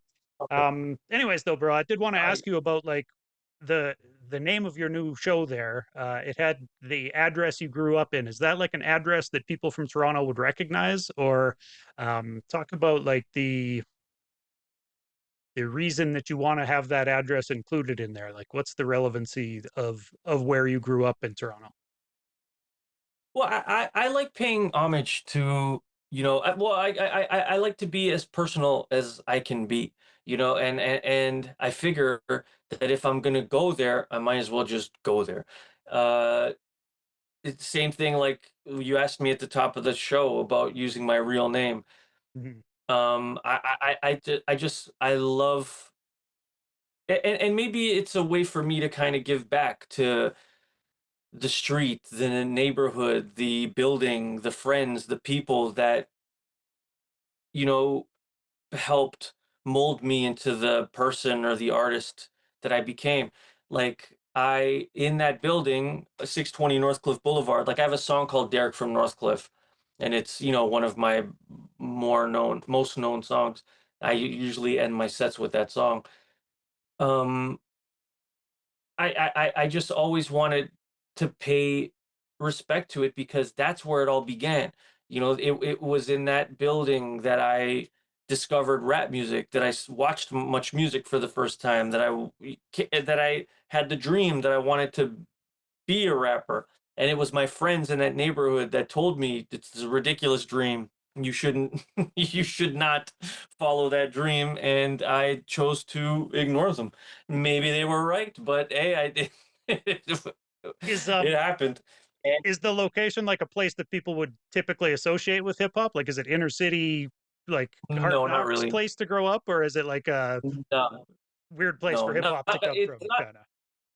People who know, like, who know the area will know. Like, I often get like I'll get like DMs on like Instagram or whatever, like if whether it's friends or fans of mine, which is this is also cool. Like I've become so again, I don't know if aligned is the right word, but like associated with the street that like if anyone is on Northcliffe, I always get pics. Like people will send me a pic if they pass by the sign, and I've had like fans of mine a few fans of mine go on like decisive pilgrimages, and they go to the building and they're sending me pictures of them at the Yeah, building and the walking same through way the people halls go and to whatever 1520 Sedgwick or whatever, right? Make the yeah, pilgrimage to go see exactly, him.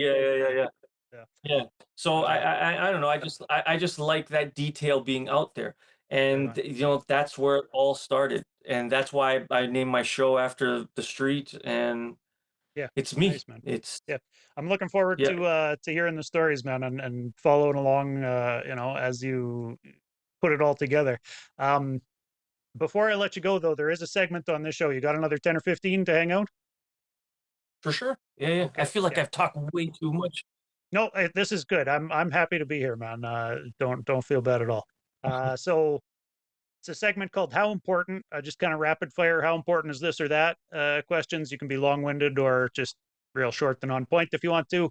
How about let's start with how important is improvisation on Hold on. stage? I just need to take a picture for my wife. Oh, So sure. my wife. She's asking me how it's going. Oh, Uh, beautiful. sorry. How Okay, important so is? how important is improvisation on stage? It's. I was listening to Roche and Fester's episode, and I was listening to them answer this. To me, it's very important. For those who have seen me live or come see me live, they all know that that is the the improv part of my performances are equally as important as the songs. People, because I've kind of become known as a like bit of a stand-up comedian when I perform, and there's always elements like of shows where there are people that come to see the banter as well. Because I'm all like, if you come see a decisive performance, you're guaranteed like something crazy is gonna happen. And I always, I'll do a medley of songs, and then I do, yeah, I guess what would be the stand-up equivalent of crowd work. Like I Right. talk to the Yeah. crowd. We have jokes that continue on throughout, and so it is very important Yeah, yeah. for That me. type of stuff goes a long So ways yeah, to personalize people, like we were saying with podcasts or just visuals online or whatever else. To actually talking to people in the crowd can do that same thing for sure. Um, yeah. we kind of touched on this. Why don't I bring it back up? How important is staying physically fit for an artist? Oh God, no comment. Okay, fair enough, man. Extremely, extremely important. Yeah, okay. See Uh, that sound? See that? how, there you go. You've been I in the got nothing. gym, it looks like. Maybe. Um, how about how important is an MC's voice, like vocal tone, actually? I think it's pretty important. I've never been a fan of my own voice, but I think most people normally aren't. They always feel odd hearing their own voice. Yeah, Yeah, well, well, talking about Son Doobie, sorry, his voice was what sucked me in. The way he delivered his words. Artists like Be Real, KRS, like, yeah, I guess the voice is pretty important. for real. Yeah, it is important. I don't know if I have a very distinct voice or a captivating voice, but I was just I about to guess say, I that's not feel for like me. it's important for it to be distinct more so than it is to have any specific qualities. Like, it's not like, you know, every dope rapper has a deep voice or every dope rapper has a growl to their voice or whatever. You hear a lot of guys start rapping and they want to fucking put on the like super growl when they're rapping to you. And it's like, Yeah, yeah, you don't need to do that, bro. You can yeah. just use your voice. Um, about, It very rarely works, but for those who it does work for, like a Be Real or whatever, like yeah. it just yeah. But not everyone can be real. Well, but having a unique voice like that, that's goes a long ways for people being able to like instantly recognize you as soon as you start rapping. Um, you Yeah. it seems like maybe in the modern era, it's less important to not sound like other people. Maybe that's just me being an old head, but I don't know. It seems Well, like they all sound there's artists who similar. I Yeah, can't tell apart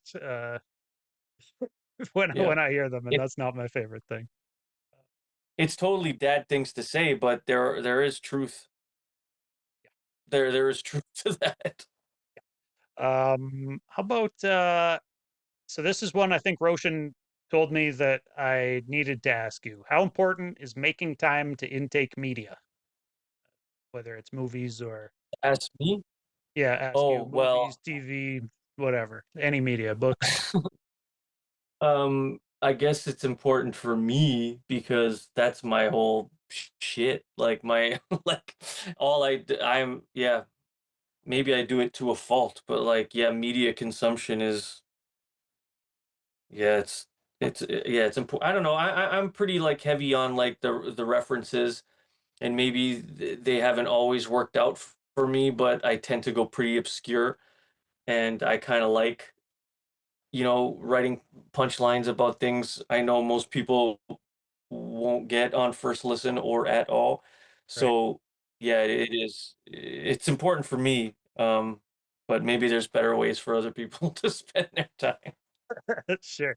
Yeah, that's a 50-50 split. Some artists are like, oh man, I'm too busy to fucking watch TV or whatever. But yeah, And I I feel like normally it's am, got to be but important to I some fit degree, it in. right? Yeah.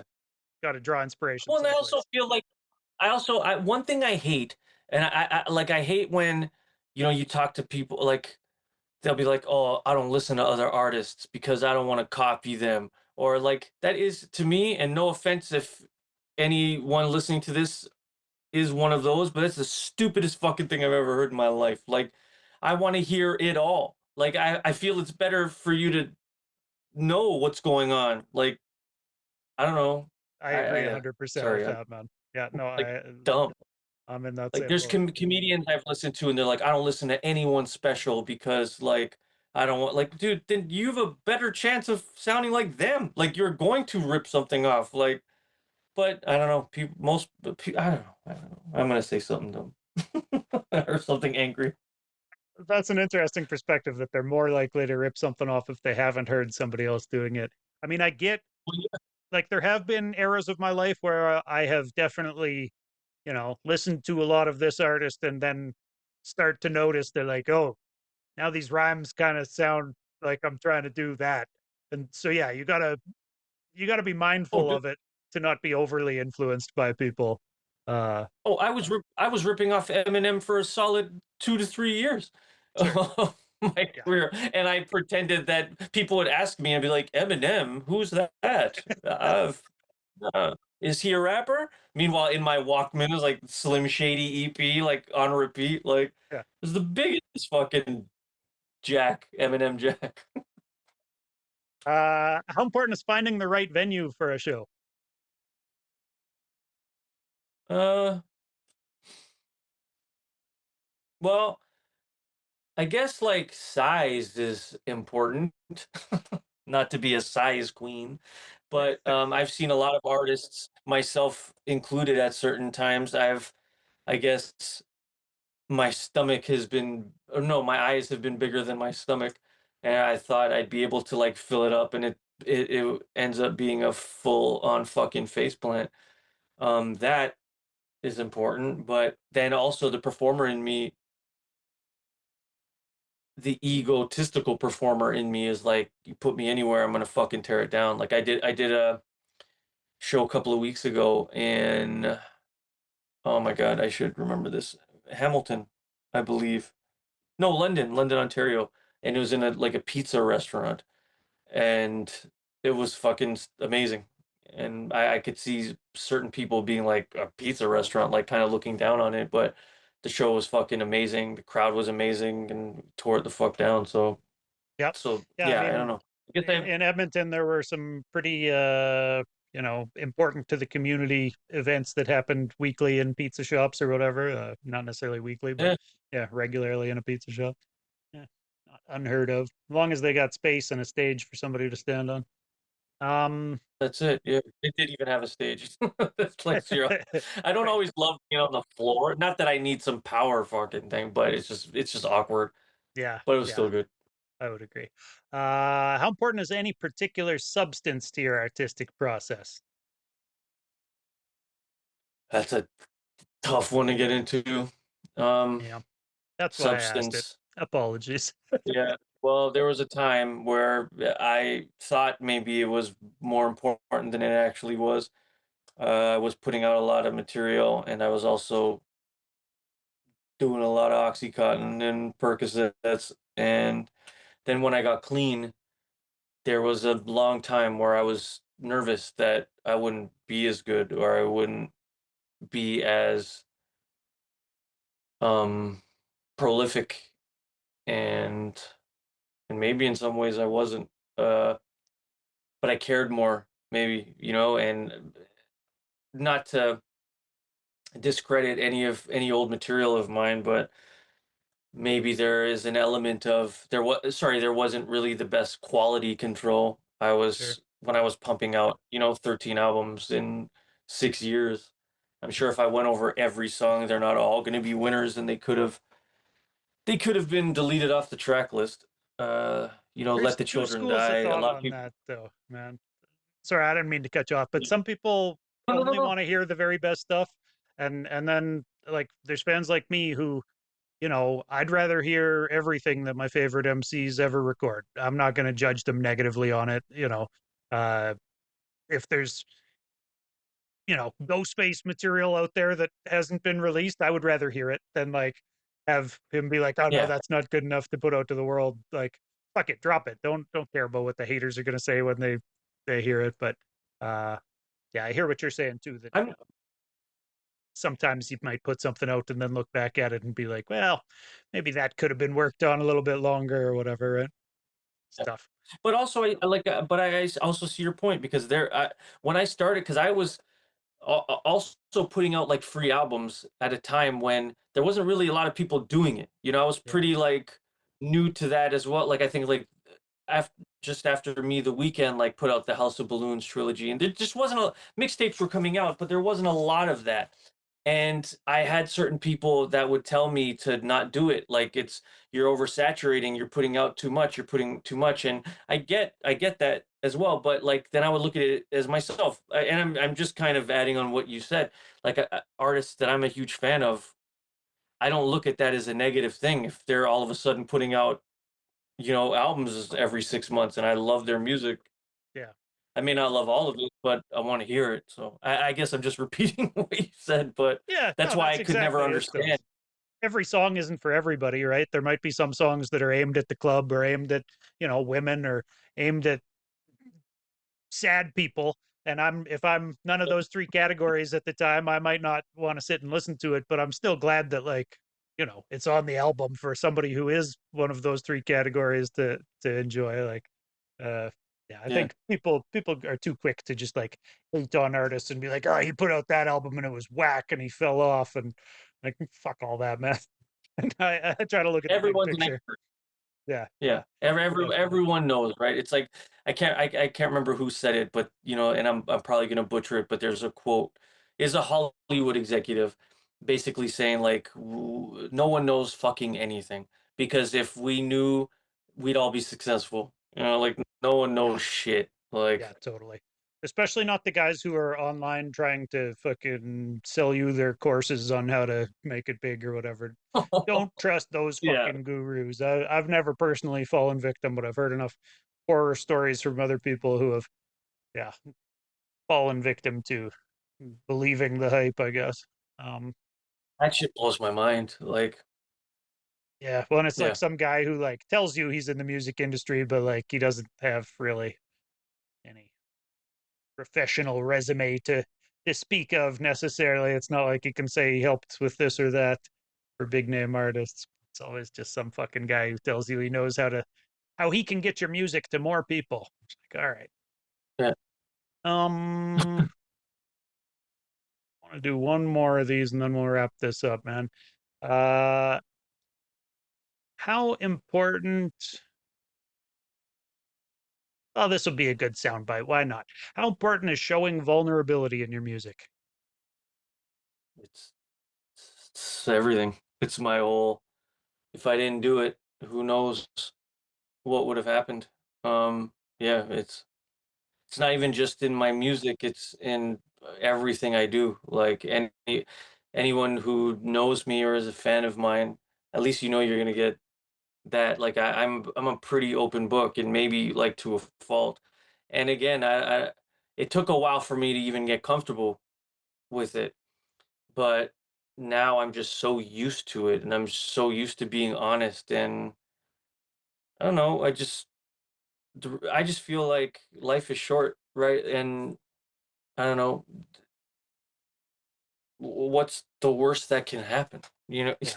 Like I'd rather be honest about shit than not. I don't know. I know that maybe you're not getting the most profound soundbite out of that, but No, I that's all wish good, more man. people were, because I'm interested in hearing people's stories. I want like, and sometimes I feel that I can be a bit, maybe I'm too vulnerable to a fault, but because most people aren't, they don't know how to handle it. I know I tell friends I love them. I express myself. Yeah. I will go on Instagram and say exactly what's going on. Like, That's a and really that's, good point, but though, that's that a lot of also, people aren't that evolved, bro. So they hear that type of vulnerability and it makes them uncomfortable.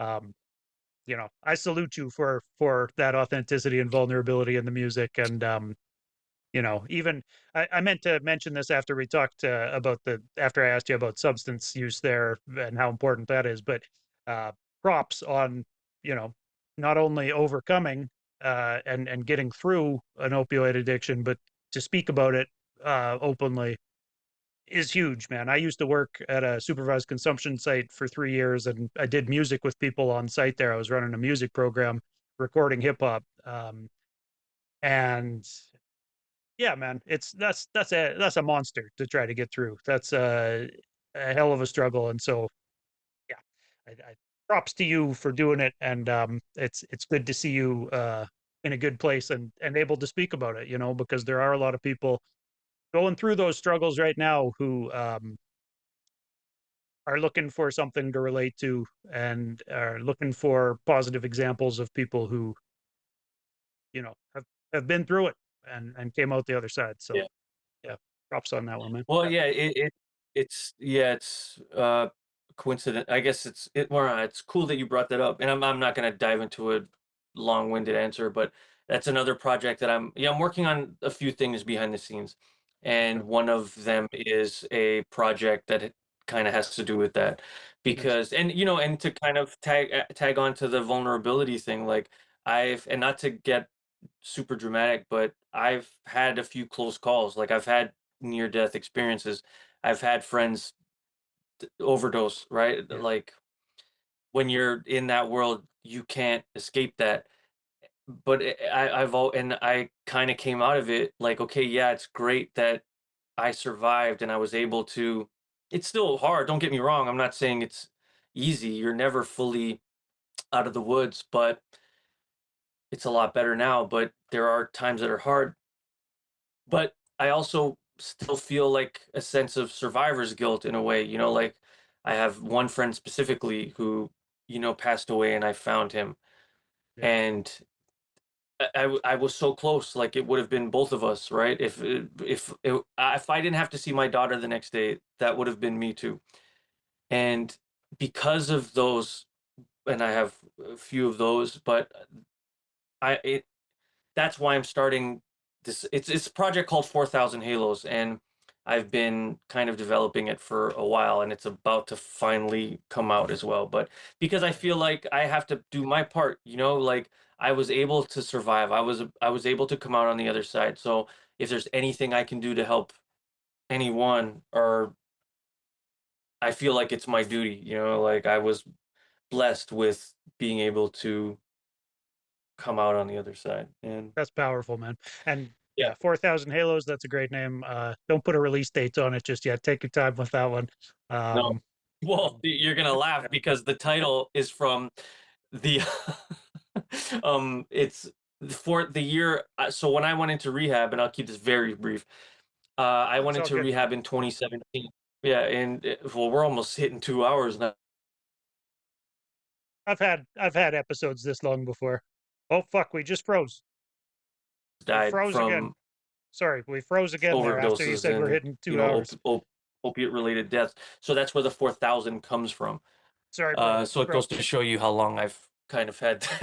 Am I it, frozen now? Is yeah, this you how froze. this ends? That you froze there just as you were explaining the Oh, name. Can you explain the yeah. 4,000 Halos name again? Oh, yeah. So for those who didn't see the earlier freeze, I'm gonna hold it close. We're gonna go out, Oh, like that. because I think my modem or whatever is right above her. Not modem. Are these called modems still?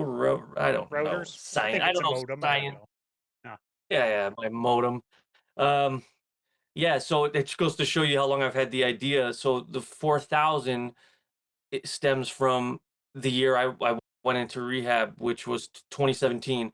And in 2017, 4,000 Canadians died due to overdoses or opiate related deaths, and that number has just increased every year since. But I've had that name and the seed planted to start 4,000 Halos since then. But it was one of those situations where my addiction specialist was like, well, you got to get your shit taken Right. care of before you can start helping other people. And yeah, so that's probably gonna be coming up very soon. But I'm not putting a date on it. But it's also something that I don't want to waste more time not That's a powerful moving forward message with. that that your addiction, I don't know what you said, counselor or whatever, gave to you there, that you got to get yourself right before you start making music to help other people. I think like I listen to a ton of indie music every week from artists across the country, and not a week goes by that there aren't like two or three songs where like it's their sobriety song about how they got sober, and I sometimes just kind of think like, man, I wish you the best. Like I hope you're as firm in that as you say you are. But yeah, opioid addiction is a motherfucker. It rears its head. Yeah. That's a call. Um, Well, I'm blessed and privileged because I had, something to live for, something to fight for, even though it almost didn't turn out that way. But, I have a story. Oh man, I wish well, when I first went in, I went into a program at St. Michael's Hospital, which is in downtown Toronto. And it was me, I was waiting to be assessed, and I was in the room with this guy, Vincent, and he was on the phone trying to find um beds to get into a yeah, detox center. I didn't go there, but so I'm watching him make calls, like I'm sitting staring at him, and then I remember he had this beautiful voice, like he sounded like a radio DJ, just beautiful, like just fucking deep and hello there, like fucking yeah, movie phone, like kind of on that tip. But he looked so like, you know, how you'd look. going through it. Yeah, And yeah, so we started talking, and he told me, he was from Thunder Bay, and this is his eighth attempt to get in the program and get clean. And he told me he had a daughter in Thunder Bay, and he's got to do it this time, or he's never gonna beat it. And it was just really sad, I wished him the best, and then the doctor came and called me, and I got whisked away and started my journey. And through the program, I found a job working at this spoiler factory, car parts. I thought it was just going to be a quick, I'll be in here for a couple of weeks, I'll find another job, keep it moving. But I ended up staying there for 5 years. And I, I think it was 3 weeks in, we had they provided, is it like a job? What are they called? Employment agencies, and they provide transportation like a shuttle, because the factory was far out, like near the airport, and they'd drive you in. You'd have to cut them a bit of your check, but just paid for the transportation. So I'd get dropped off at Queen and Lansdowne, which is not a great area. And I would take a streetcar. I was living with a friend of mine, DJ Tech 12 of DL Incognito fame. I yeah. was living with him when I was going through this. Another person I love dearly, who, if it weren't for him, who knows how this all would have ended up. But I would take a streetcar from just along Queen to Spadina. He lived like Spadina and Queens Quay. He used to, doesn't anymore. But I'm on the streetcar, and this is a true story. It's 3 weeks later, and I'm just exhausted because it was so like I was in better shape back then than I am now, to kind of revisit our physical Sure. importance. So I'm like sitting on the streetcar, and I'm just dusted, like so fucking tired. I'm just sitting back, listening to probably listening to Legion of Skanks podcast, and I just hear a voice, this deep voice singing. I can't remember what the song was, but I was like, I know that voice, and I stopped. And I don't know if you've been to Toronto, but Long time ago. No, or, not well so enough to we have know streetcars. places. Yeah. Well, we have a streetcar system, and they're divided. I don't know the terms, but it looks like an accordion you know, like so that when the Right. streetcars turn, it's like the middle part of the streetcar. And I look down and there's fucking Vincent sitting in the accordion section of the streetcar. He has a giant reusable winner's bag beside him. And he's singing and he's fucking, blasted, and it just broke my heart. And Yeah. people are walking by him, like giving him looks, and they feel uncomfortable around him. And I remember him pulling out, he had this platter, like a cold cut platter, like that you'd see in like meetings or, whatever. And he Okay. opened it up and ate a couple of slices of fucking turkey, I don't know, but then puts this platter back in and then pulls out the thing you use to clean your keyboard, the Like dust a air duster. spray. And Yeah, air like it, duster. Yeah. yeah, it just hits it right there. Oh And man. it just like, it fucking killed me, man. And, I didn't try to talk to, people wouldn't remember me. Yeah. But it just broke my heart. And I was like transported back into that waiting room, back into my conversation with him. And I just could never forget about him. I haven't seen him since, I don't know. I'm praying that he was able to get out of it, but just having that experience, Yeah. and And then I look at my privilege, like I had there was a reason, I don't know, like I had my wife, I have a support system. His support system was far away in Thunder yeah, Bay. If we tell me the truth, I'm sure he was. If you don't have that, if you don't, I don't know, it just makes that battle that much dude, harder. that's And so, so big to have some supports, to have a family that is still pushing for you. That goes a long ways. It gets tough for families. They often cut ties, and people have to try it on their own. What you were saying about him trying to get into a detox bed, uh, like working at a supervised consumption site, that was one of the main things that we did for people was help them get on those wait lists, because a lot of people are out there, they don't have a cell phone, so it's like get on a wait list and we'll phone you back when a bed opens up. Phone back where, right? So we would yeah. help with all that stuff too. And a lot of people don't, when they think of a supervised consumption site, they think like, oh, they're just giving people drugs to use in there. And it's like, well, no, we don't actually have safe supply. I wish we did, but we don't actually supply anybody with drugs. And this site has been shut down 5 years ago now because the conservative government hates harm reduction. But yeah, man, Insane. I really grew a lot in that job position because I was day to day hearing stories from people. And just like you said with, I think Vincent there, everybody's got a story. Everybody's got people they care about. Everybody's got people who care about them out there. And nobody wants to be living on the street, right? Nobody wants to be living addicted like that. But yeah, like you say, people walk past and they're kind of disgusted. And yeah, it's tough to remind people that like, well, these are just humans too, Oh the yeah. So it's could not be like any when of we us. It started seriously doing. could be any of us, right? Yeah. Like I got into that world because I was sick and a doctor prescribed me painkillers. Up to that point, Yeah. I never really like smoked weed in high school, or I never even drank until I was like 30, right? And it's not like when I started doing it, I was like, "Oh man, these are great. I'm gonna fucking destroy my life No, and they were over fuck over prescribing friends of mine." painkillers. Yeah. Yeah, it's never your goal. Like I'm sure Vincent, his goal was to never end up like that, right? And Yeah. even then, when I did get clean and I started mending relationships, I would be talking to people and they would say to me, like, why didn't you just quit, man? And like, not to be a dick, but it's like, oh, I never thought about it that way. Like, Yeah. unless you have experienced it, like, it's hell, man. Like, Yeah. 100%, man. Yeah. yeah. Dude, I think it's important that we recognize everybody's got that story behind them. And I appreciate you coming on to share your story and your journey through the music scene. Um, Before I let anybody go, we're going to wrap this thing up, but I got one more question for you. Can you describe the local hip hop scene, your local hip hop scene?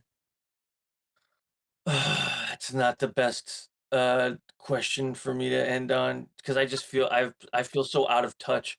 Like I Yeah. have artists that I'm like a fan of, but I don't think I even know. Like, like current Well, you still like pop up I'm on a fan of. features. You work with artists in the Yeah, Toronto yeah, scene. Yeah.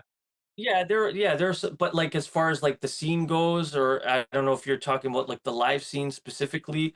I I I'm talking about I, whatever scene you want, man.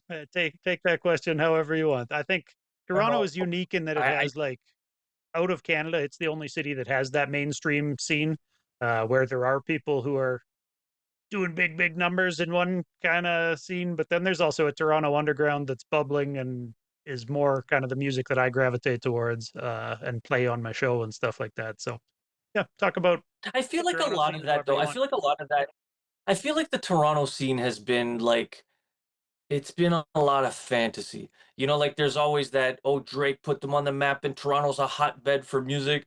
I never believed that ever. Like I always found that like rappers from other parts of Canada, with the exception of like Drake and, like Classified is probably the most successful Canadian rapper, It's up there. like Yeah, as far as MCing goes. And you have guys like Mercules who is incredible. You have Snack the Ripper.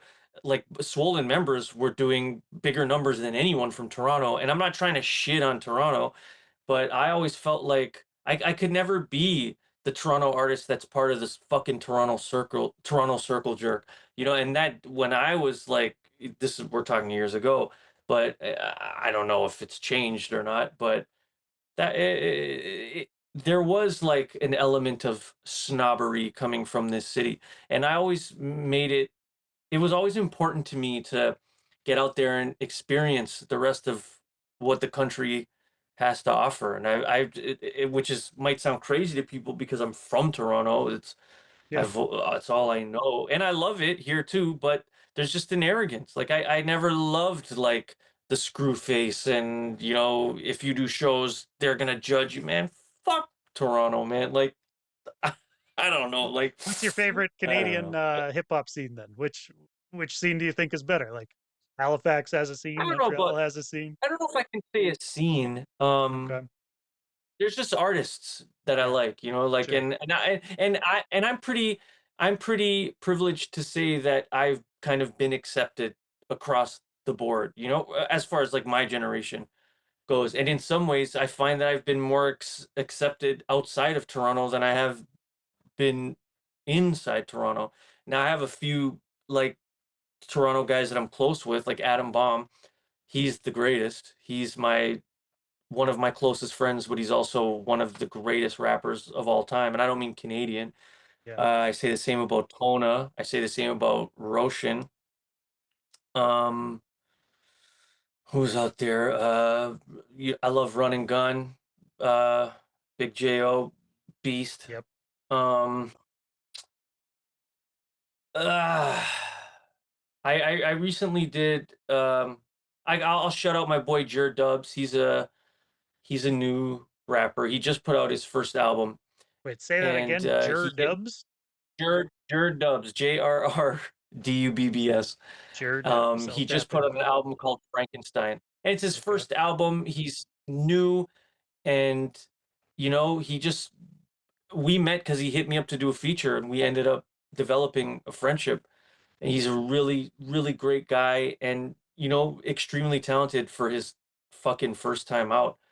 So I want to give him a shout out. Primary Sources, one of my good friends, DJ.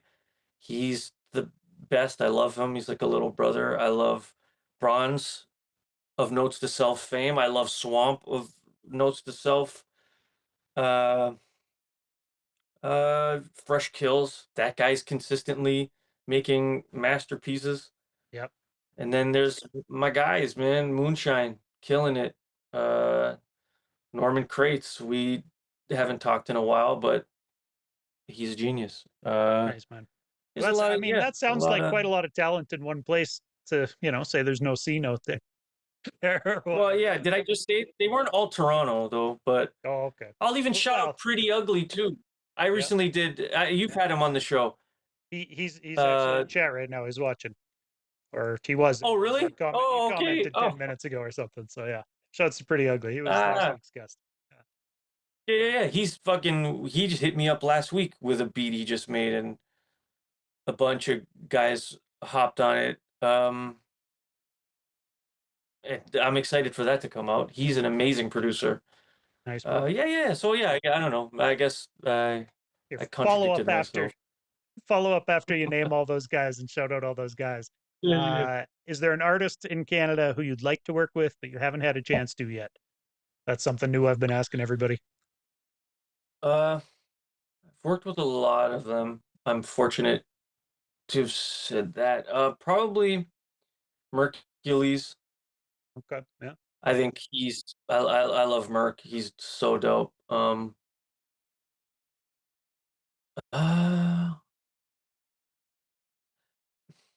That's a good answer. I there's mean, yeah. Maybe I'll stay with that. I've always had this fantasy of working with Cardinal. He's like the OG to me, like the first art, like him and Socrates. But I've been able to work with Sox and develop a friendship with right. Did you Sox. see So Choclair I can't dropped really he this doesn't week? really play. Choclair has a new Yeah, album yeah, out right now. Yeah, speaking of yeah, that class of Toronto guys, that era of yeah. Toronto guys. Yeah. Yeah, those are Um, the guys that I like looked up to at first, when I first started, and some of them I still do. yeah. Yeah, but also too, I'm gonna throw Adam Bomb out there too. Even though we've talked about starting a group, we actually have started the group and recorded songs, but we've never really buckled down to truly release the music. And when him and I connect, it's like it's pretty savage. I Um, encourage you to make him Also, rap more. That would be great. Definitely make a yeah, I group and feel like start putting out I can music. do that. Yeah. Not many people can get him on the mic, but I feel like I have that. I'm fortunate enough to say I can do that. He's like makes me step my game up every time. And I've said Roche. Yeah. Roche, yeah. I'm always impressed when I hear Adam Bomb on something. Fucking guy never misses with those verses, but he does pop up with a feature here and there every once in a while still on people's stuff. And Um Tona, like no one, yeah, I don't think anyone's been as consistent as he is being. He's yeah. fucking out of control. Like Yeah, that he just guy dropped another tries. He album last actually, week too. Yeah, yeah. He makes me mad. Like Sazy too. I can't forget to mention Sazy, right. Tone Mason. Yeah, I love them. They like Tona and Sazy in the Tone Mason project. I don't know if you've heard that. That shit yeah. is like I want to hear music that makes me jealous, you know, Yeah, and exactly, man. that I've been surprised because how it much excites music me to want across to the write. country there is that makes me jealous, you know. Yeah, That excites me to write, that, excites me, like, just when I was talking earlier about meeting everybody through this podcast, now I can actually hit producers and, buy beats from these producers across the country because they've sat and talked with me for an hour or whatever. It's yeah, sick. beautiful, bro. So Developing rapport. yeah, exactly. And even too, just to Evil Ebenezer too. He's a Yeah, genius, like yeah. a genius. And I'd like to work with Buck 65 again too, because the song we did is I actually was listening to it the other day and forgot how like great of a song that was. And Was that recent or what? Shad too. When did you work No, with on Buck my 65? second album, Let the Children Die. It's the last song called "The Super Bowl Is Over," Okay, and I'll have to check. the song is insane. Produced by DJ Alibi. Nice. Alibi. Fucking, it's yeah. Buck kills it. So I'd I was love really to happy to see him reconnect. start dropping more music. He put out an album this year too, I think. Uh, Yeah. and yeah, And Bird of always Prey. I got to shout badass. out Bird of Prey. See now, there I go. I can't stop. I can't Yeah, stop. right. Bird of Prey. There's He's so one many of my dope heroes. artists, bro. There's so many Yeah, of them. Like, it really, there's we're the no end best. to it. Yeah, Canada has so much genuine, great art coming out of it in the hip hop sphere. It blows me away every week. Um, Well, that's yeah, why man. I hate that we've done what we like. It should be more. Like I was saying to Tona the other day, like if I had a fucking $1 million, I would give Tona maybe not a million because I have 3 children, but I'd give him a chunk of that to because like this guy should be fucking doing Right? Drake numbers. Like Yeah. it's Dude, I say and all that's the time, just if not I like won the lottery, like, you see, $300 million for a lottery or whatever, it's like, shit, with $300 million, I would make so many motherfuckers famous across this country, boy, well, just yeah, like I wish, like, it's God like what damn. the equivalent of what Adam Sandler does, with his crew, with his friends. Like Yeah, it's always the same crew. You know, like that's like the dream to do that with music. Like even with Tone Roshan is, and he's been consistently killing. I've been watching him since he was a kid. Like yeah. just fucking. Dude, his new one Oh with my Fester, god, it's stupid good. That High Low brilliant, album, so good. Yeah, brilliant. might be my favorite one of the year. I think.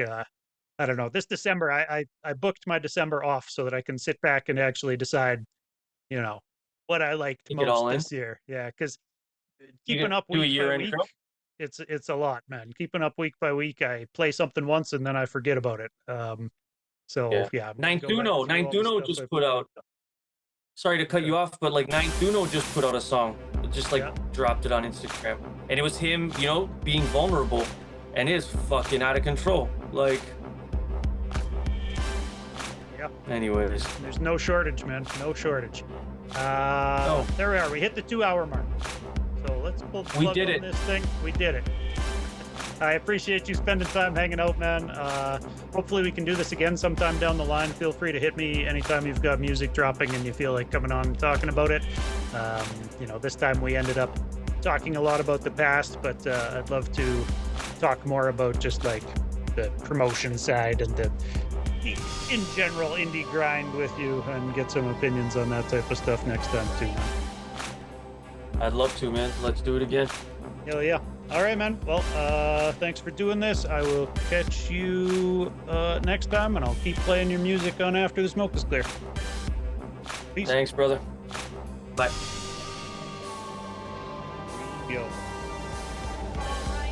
All right, everybody, that's it for season 3 of Fly in Formation, 121 episodes deep. Probably over 100 different artists I've talked to, because some of those episodes have had 2 artists on at a time.